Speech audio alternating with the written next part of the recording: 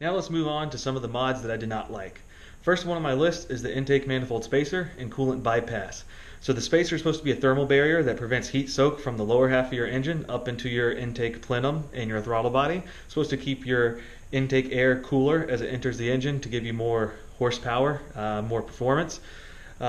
Same thing with the bypass of the coolant. It's supposed to prevent the heating up of your intake air. One thing that I've noticed on my truck, being in the south, is that with less coolant capacity, since the plenum and throttle body is not filled with coolant in those passages, I do notice my truck tends to run hot once I get to the hot days of summer. Today. Additionally, with the intake manifold spacer, you do have your spark plug wires and your spark plug boots that snap on, to the top of the spark plug. And on the Xterra, the boot is pretty long and it snakes out between the runners of the intake manifold, and it has a little rubber hook that hooks onto a little peg on the intake manifold. So when you do the spacer there, you no longer have the ability to hook those boots up and secure them properly. Now, it hasn't resulted into anything bad on my truck. It just makes me feel a little bit better knowing that it's properly retained, and since I didn't really see any benefit from having all that done, I don't see the need to keep it in my truck. So the next thing on my list is going to be the snorkel, specifically the do-it-yourself snorkel. So I did a do-it-yourself snorkel by doing kind of the airbox mod, and then I got some PVC pipe and adapters and different rubber couplers and everything. And at first I did 3-inch PVC pipe that runs all the way up the A-pillar up to the top of the windshield. I couldn't quite get the angle right. It wasn't very well secured at the top of the windshield. I should have put some type of bracket there. So then I ended up doing a low profile snorkel, and I didn't really like the low profile snorkel. It was also difficult to take an angle grinder and just kind of freestyle cut a notch out of your fender. I didn't quite get the angles right, and then I ended up just ruining the fender. So additionally, with the low profile snorkel, where the head was at the base of the A-pillar, it did cut down on some visibility. You don't really think about that when you first start doing it, but from the driver's seat, it did make it a little bit more difficult to see off to the driver's side corner. Ultimately, I was never satisfied with how the do-it-yourself cuts ended up. I ended up having to cut a lot of the fender structural underneath to try and make room for the piping. It was just more work than benefit. And additionally, the airbox is already pretty tall, and most people that are just kind of an average off-roader are not going into water that's this deep. And especially when you do a body lift or a suspension lift, it makes your entire truck taller. And same thing with getting bigger tires, so it makes your entire truck taller, which gives you more clearance. So for the average casual off-roader, I would not recommend going the snorkel route. The next thing on my list of modifications to avoid would be the front differential drop bushings. So I did these bushings because it was a while you're in there type of thing. While I was installing my front locka, I said, well, I'm going to have the front diff out anyway, so I might as well get these bushings. And if you're not familiar with what they are, they're just urethane bushings with a steel sleeve in them, and instead of having the hole that mounts them directly centered in the circular bushing, it's offset eccentrically, right? So what you do is you offset the hole to one side so your entire differential can sit down lower relative to the frame.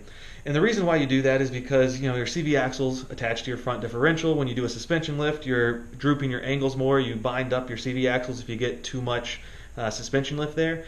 And so by dropping the differential down, it's supposed to improve the alignment. What they don't tell you is that it's a complete pain in the ass to install. It's ridiculous. First of all, the stock rubber bushings are very difficult to remove. There's really no good way to do it unless you have proper presses and tools designed for that. A do-it-yourself type of person, you're going to end up hacking away at it with nice screwdrivers, torches, a sawzall. You have to chunk out the middle part of the bushing and then cut the steel sleeve to try and pop it out. Additionally, you need to go ahead and press the urethane bushings in. That may sound easy, except for it's an extremely tight fit. You can try some nice little techniques like throwing them in the freezer to try and shrink them down some, but it's not going to work. It's just not. So you're going to end up hammering one bushing in, and then you got to do the opposite bushing, and then you got to hope that the holes line up because they're not perfectly centered. So if you rotate one bushing, now all of a sudden those holes are not going to line up and you can't put the steel sleeve through. Then you need to go ahead and put your steel sleeve through the bushing. Problem is that's a tight fit too. So you're going to end up hammering on that steel sleeve, trying to get it to go in through one side of the flange bushing. You're going to finally get it through one, and then you're going to hope to get it through the other side. But what's going to end up happening is instead of going through the other side of the bushing, you're going to end up hammering the other flange bushing out, and then you're going to have to start all over and try this again. You get them all installed on the differential, and then you go to lift the differential into place, and then you realize that 3 out of your 4 bushings are good, but because you didn't clock it at the perfect 6 o'clock or the perfect 12 o'clock position, it was more, 1 o'clock or 12:30. Now all of a sudden your bolts don't line up to the holes in the frame, and it was just way too much effort. It was way more difficult than it needed to be. And on top of that, I would honestly rather just lower a suspension lift the equivalent amount to get the relief on the CV axles than I would to go through the diff drop bushings again. So no matter what you're doing, don't think about it. So the next mod that I wouldn't recommend is removing the front sway bar. Now I have said in other videos I recommend removing the rear sway bar, and I've removed the rear and I noticed no difference at all, but you do get better flex on your rear axle. I removed my front sway bar. It was more of an accident because one of the bolts sheared off, and since I had no mount to hold one half of the sway bar on, I just decided to take it off. Without the front sway bar, yeah, you get a nice soft suspension feel.